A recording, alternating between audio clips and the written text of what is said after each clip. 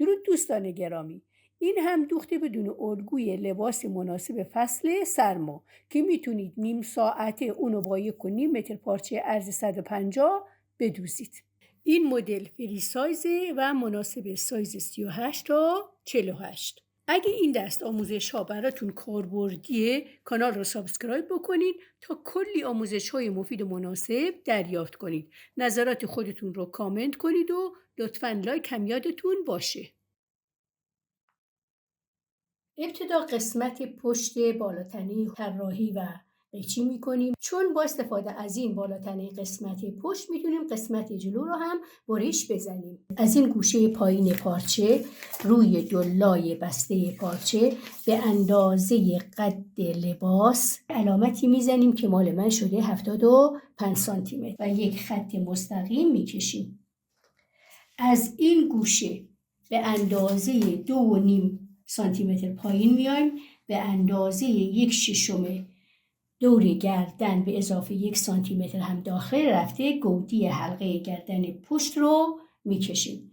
برای رسم سرشانه روی این خط به اندازه 2 تا 3 سانتی متر اگه پایین بیاین و این خط رو بکشین، سرشانه به دست میاد. البته این بستگی به مدل هودی شما داره که آیا میخواین حلقه آستین داشته باشه یا میخواین حالت کیمونو و حالت افتاده باشه. از این گوشه سرشانه به اندازه بلندی بالاتنه از گوشه سرشانه تا کمر پایین بیاین و این خط رو عمود بر دلای بسته پارچه بکشین که این میشه خط کمر لباستون. از این گوشه سرشانه 21 تا 23 سانتی علامت بزنین که این میشه بلندی حلقه آستین. روی این خط 1/4 دور سینه به اضافه 4 تا 5 سانتی متر علامت بزنین.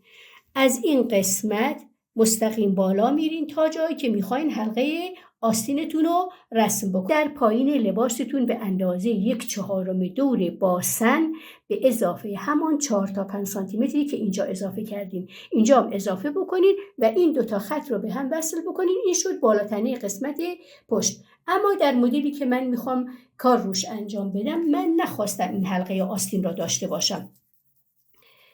خواستم که هودی من حالت سرشانش افتاده باشه.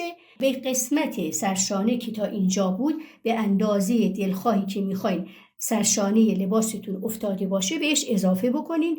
بعد این خط رو مستقیم پایین برین، اندازه 25 تا 26 سانتی متر خوبه. بعد اینو به این شکل هلال وصل بکنین روی خط کمر. این شد قسمت پشت. قسمت پشت رو قیچی میکنم و با استفاده از این قسمت پشت قسمت جلو رو هم که کلاه داره طراحی میکنم.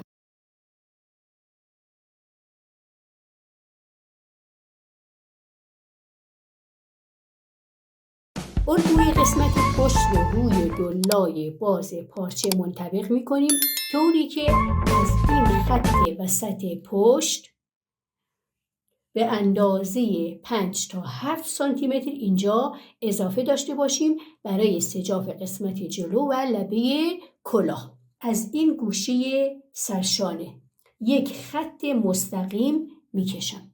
از گوشه سرشانه تا این لبه دلای بسته هر چقدر که شد به اضافه 5 سانتی متر. الان این خط من اینجا شده 9 سانتی متر. 5 سانتی متر هم که بهش اضافه بکنم میشه 14. یک خط مستقیم اینجا میکشم.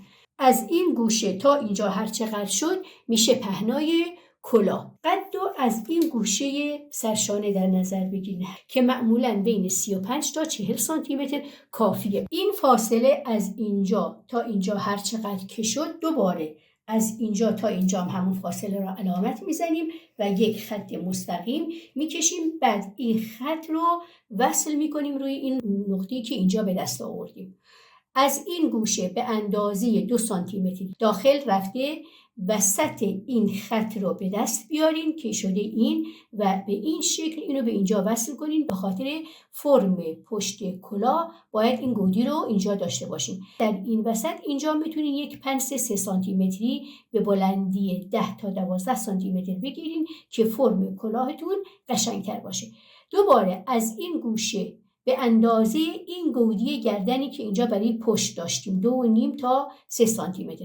این گودی رو در نظر میگیرین و هلال رو دوباره رسم میکنین که میشه همین هلال حلقه گردن پشت، البته موقعی که پنس رو ببندیم. اینجا هم که محل پنس بود به بلندی 10 تا 12 سانتی متر، 1.5 سانتی متر این طرف، 1.5 سانتی متر هم این طرف. این پنس رو در دو طرف کلاه میبندم. بعد از این گوشه که اینجا رو تقسیم بر دو کردم، این وسط را هم تقسیم بر دو میکنم، علامت میزنم. از این گوشه به اندازه 5 سانتی متر داخل میرم و این هلال رو به این شکلی که میبینید رسم میکنم. این هلال بالای سر کلاهه. بازم از این قسمت، از این گوشه 2 سانتی متر داخل میرم و اینو وصل میکنم روی این قسمت هلال. روی این قسمت هم یه علامت میزنم که سجاف مشخص باشه.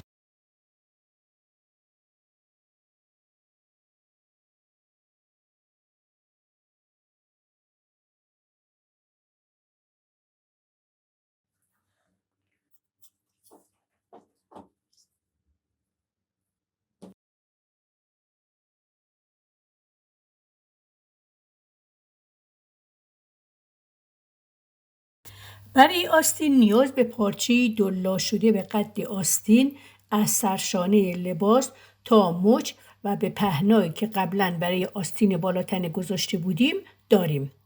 به اندازه دلخواه مچ رو جدا می کنیم و خط درز آستین رو ابتدا یک خط مستقیم و سپس به صورت هلالی ادامه میدیم تا زیر بغل آستین و از این گوشه 5 تا 7 سانتی متر پایین میایم. هلال حلقه آستین رو به صورت خطی مورب رسم میکنیم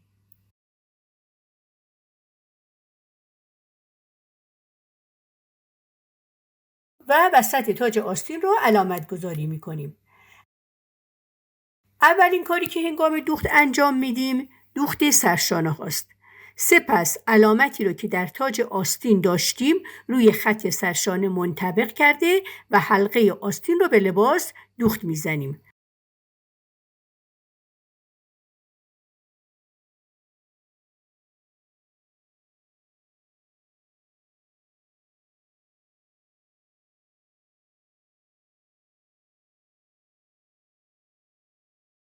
دوخت درز آستین و خط پهلوی لباس را هم انجام میدیم.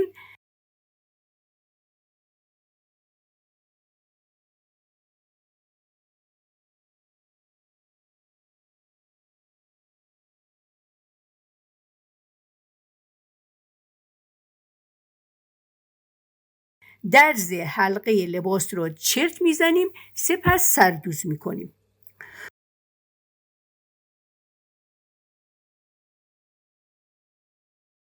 دور تا دور هر دو طرف کلاه را روی هم منطبق کرده و میدوزیم.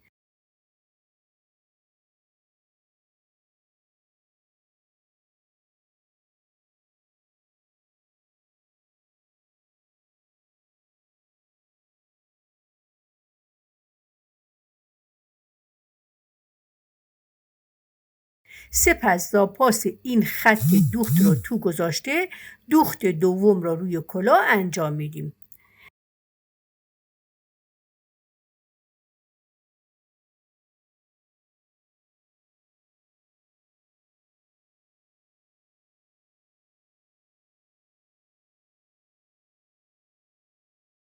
وسط حلقه گردن پشت را با یک سنجاق علامت گذاری می کنیم و وسط کلاه که همان خط دوخته روی اون منطبق می کنیم.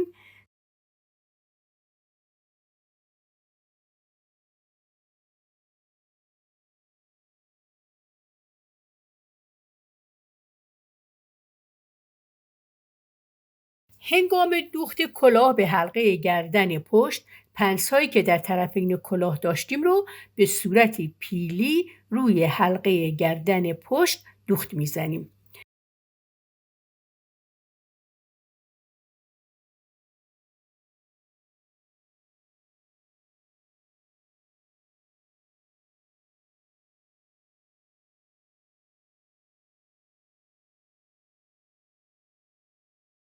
این هم کلاه دوخته شده به لباس که به حلقه گردن پشت وصل کردیم.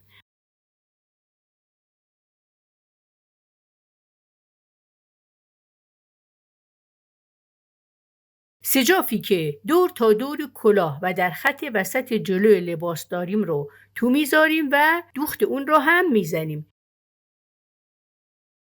بهتر است ابتدا به این شکلی که میبینید پایین لباس و سجاف را دوخت زده و برگردانیم. برای هر دو طرف لباس این کار را انجام میدیم.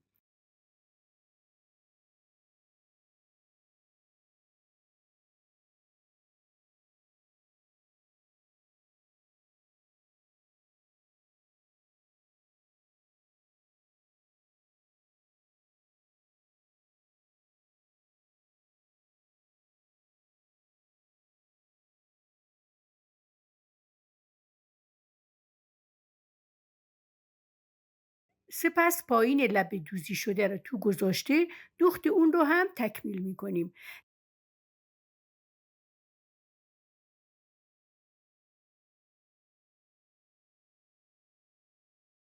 در نهایت لبه سجاف را تو میذاریم و اون را هم دور تا دور سجاف و دور کلاه را دوختش رو انجام میدیم.